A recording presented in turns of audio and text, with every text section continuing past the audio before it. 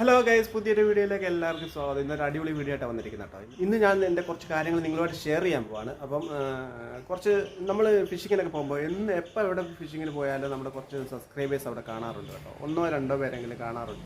അപ്പോൾ അവരെന്നോട് സ്ഥിരം ചോദിക്കുന്ന ഒരു ചോദ്യമാണ്, എന്താണിപ്പോൾ ഫിഷിംഗ് വീഡിയോസ് ഒന്നും ചെയ്യാത്തത്, അപ്പം ഫിഷിംഗ് വീഡിയോസ് വരാത്തത് എന്താണെന്നൊക്കെ അവർ സ്ഥിരം ചോദിക്കും. ഇന്നലെ കഴിഞ്ഞ ദിവസം പോയപ്പോഴും നമ്മുടെ ഒരു സുഹൃത്ത് എന്നോട് ചോദിച്ചു. അപ്പം അവർക്ക് എല്ലാവർക്കും ഒരു ഉത്തരവാവും എൻ്റെ കുറച്ച് കാര്യങ്ങൾ നിങ്ങളുമായിട്ട് ഷെയർ ചെയ്യാം എന്നുള്ളൊരു ചെറിയൊരു വീഡിയോ ആണ് കേട്ടോ. അപ്പോൾ വീഡിയോ മുഴുവനായി കാണാൻ ശ്രമിക്കുക.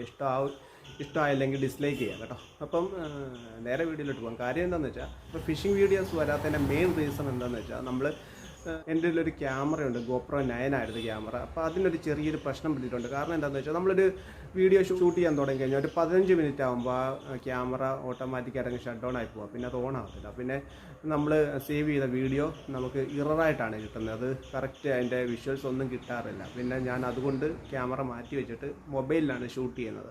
ഇപ്പം എവിടെയെങ്കിലും പോയി മീൻപിടുത്തത്തിൻ്റെ വീഡിയോ എടുക്കാമെന്ന് വെച്ചാൽ ഒരാൾ നമുക്ക് കൂടെ ഉണ്ടായിരിക്കണം, അല്ലെങ്കിൽ ഈ മൊബൈലിൽ ബുദ്ധിമുട്ടാണ്.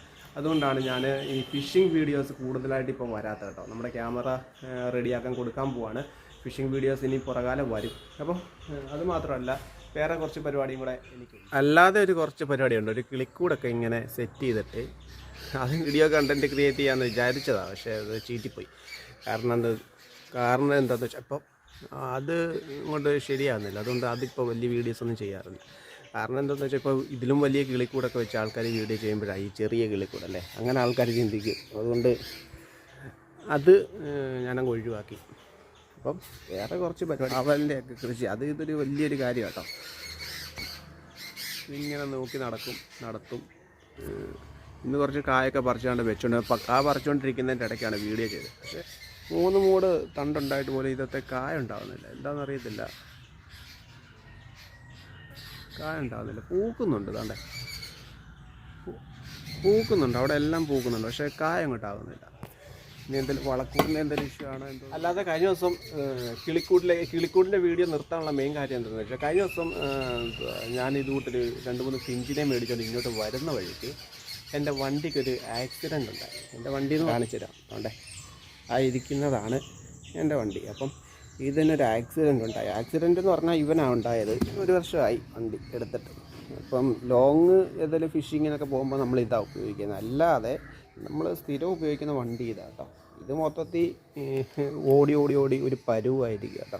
കാരണം എന്താണെന്ന് വെച്ചാൽ, ഇതുണ്ടോ, മൊത്തം ദ്രവിച്ച് തുരുമ്പ് കയറി ഉപ്പുവെള്ളം കയറിയിട്ട് മൊത്തം അഴുക്കായിരിക്കുക. അപ്പോൾ ഇതാണ് സ്ഥിരം ഓടുന്ന വണ്ടി. കാരണം ഇത് ഞാൻ കടലിൻ്റെ സൈഡിലോട്ട് കൊണ്ടുപോകത്തില്ല. ഉപ്പ് കാറ്റടിച്ചാലും ഉപ്പ് ജലാംശം ഉള്ള കാറ്റൊക്കെ അടിച്ചു കഴിഞ്ഞാൽ വണ്ടി പെട്ടെന്ന് തുരുമ്പ് പിടിക്കും. അതെല്ലാവർക്കും അറിയാവുന്ന കാര്യമല്ലേ. അങ്ങനെ തുരുമ്പ് പിടിച്ചതാണ് ഈ കാണുന്നതെല്ലാം. കണ്ടോ, ഇതൊക്കെ കണ്ടോ, മൊത്തം തുരുമ്പ് പിടിച്ച് നാശമായിരിക്കുക. ഇതിനിപ്പം ഈ വർഷം ടെസ്റ്റാണ്. അപ്പോൾ ഇതൊന്ന് പുതുക്കിയെടുക്കണം എന്നൊക്കെയുള്ള പ്ലാനിലിരിക്കുക. അപ്പോൾ ഇതാണ് ഞാൻ ഫിഷിങ്ങിന് പോകുമ്പോൾ ഉപയോഗിക്കുന്നത്. അല്ലാതെ ഇവന് കഴിഞ്ഞ ദിവസം ഒരു ആക്സിഡൻറ്റ് പറ്റിയായിരുന്നു. ഞാൻ ഇതെല്ലാം ഞാൻ മറ്റേ ഫിഞ്ച് മേടിക്കാൻ പോയിട്ട് തിരിച്ചു വരുന്ന വഴിക്കൊരു ടോറസിൻ്റെ ഇടയിൽ ഒന്ന് പെട്ടുപോയി. ഞാൻ രക്ഷപ്പെട്ടു. എനിക്ക് പോറൽ പോലും പറ്റാതെ എങ്ങനെയോ രക്ഷപ്പെട്ടു.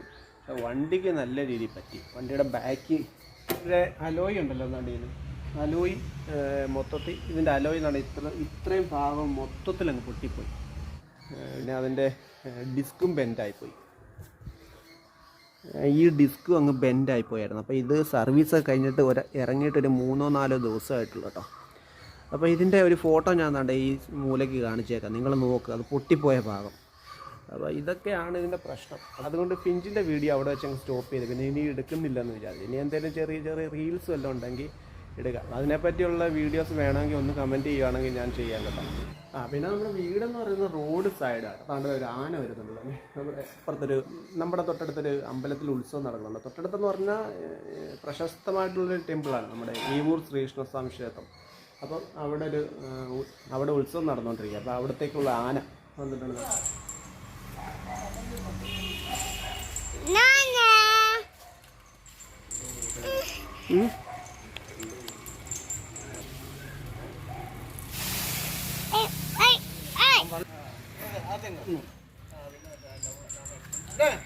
കാല് വയ്യാന്ന് മാറിയില്ലേ. എന്തുവാടി ഇപ്പം?